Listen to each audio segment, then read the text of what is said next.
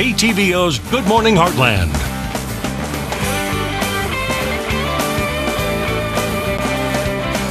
And welcome back. While Mother Nature has sent some milder weather our way, we know another heat surge is bound to hit before fall gets into full swing. Today we have Dr. Justin Puckett from Complete Family Medicine here to discuss how damaging overheating can be. How are you doing today? Doing well, thank you. So we've heard the words dehydration, overheating, heat exhaustion. What does that all really mean? Well, dehydration is just not getting as much water in as you're putting out, either in sweat or urination or vomiting or any other fluid loss.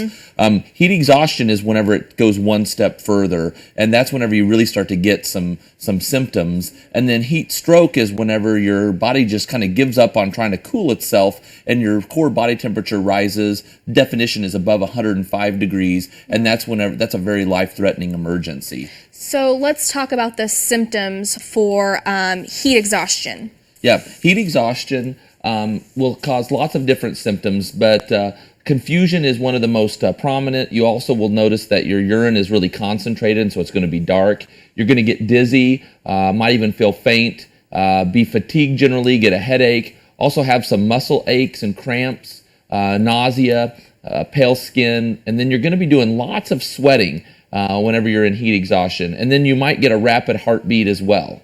Interesting. So now let's talk about the symptoms and signs for heat stroke. Yeah, heat stroke, again, I mentioned 105 degrees for your core body temperature, and actually your body has given up on trying to cool itself, and so instead of being real wet and profusely sweating, you're going to be not have any sweating at all. You'll also, skin becomes that red, hot, and dry. Your breathing becomes rapid and shallow because your body again's kind of given up, and then you're going to notice some severe end organ damage, some things like confusion, major disorientation, even seizures or becoming unconscious. And you say heat stroke is one step above heat exhaustion. It's a lot more serious. So that's when you need to go seek medical attention, correct? Yeah, well, even at heat exhaustion, if heat exhaustion doesn't resolve after a few minutes of getting inside and starting treatment, then that may qualify for getting medical treatment. But heat stroke is a call 911 emergency. Okay. Now let's talk about ways to stay cool. What are some ways that people can stay cool and avoid these symptoms? Sure. Trying to keep the fluids going, that's the most important thing. So drinking plenty of fluids. And whenever you drink those fluids, you want to try to avoid caffeine and alcohol because they're not as hydrating as just water or other sports drinks, that sort of thing. Also, removing any tight or unnecessary clothing, especially from areas around your neck and places that tend to sweat a lot. And then if you get too hot, you take a cool shower, spritz yourself with water, and even use fans or cold towels to help cool yourself off.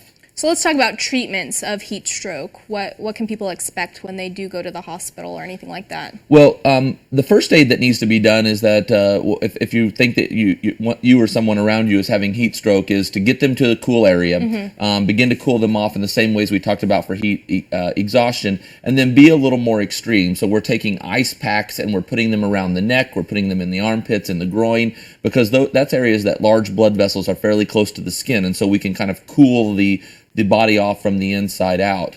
And then again, for heat stroke, call 911 and get the ambulance headed your direction. All right. And what are some other ways and tips to prevent overheating in a human? Trying to get inside and out of the cold weather is really important. Wearing loose-fitting clothes, and then we think about this cool down that's came, and we often see more heat-related injuries in times like this when it's been really, really hot. We put off doing the things outside that we think we need to do, and then whenever it cools a bit, we just go outside with great force, and we fail to acknowledge that the heat's still there. And watching the heat index is also important because two real things contribute to how hot we get. One of them is the humidity, because as the humidity goes up, our body's ability to cool itself from sweating and that sweat to evaporate and take the heat with it decreases. And so you can have a milder temperature but a real high humidity and have a high heat index and be just as damaging as if the temperatures were lower. Interesting. Any other tips or information you'd like to share about this topic? I think we've covered it. All right. Well, what we'll do is we'll post everything on our website at heartlandconnection.com. We'll also link up Dr. Puckett's information at Complete Family Medicine, and we'll be right back.